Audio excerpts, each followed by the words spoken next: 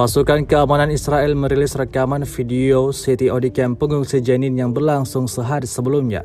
Rekamannya ramai beredar di media sosial Telegram pada Jumat 10 Maret 2023. Disebutkan dalam narasi unggahan, hari ini protes diadakan di beberapa tempat menentang tindakan Israel. Dilaporkan bahwa pemukim Israel dan militer berusaha mencegah para pengunjuk rasa.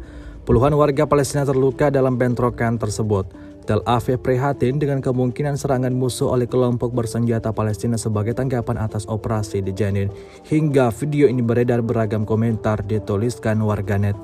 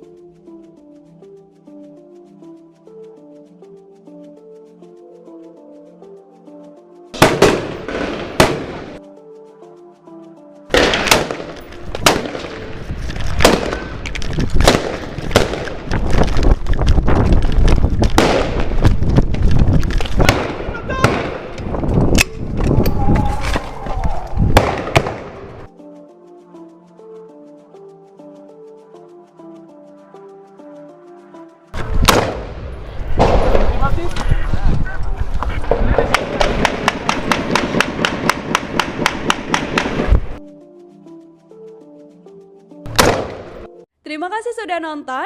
Jangan lupa like, subscribe, dan share ya.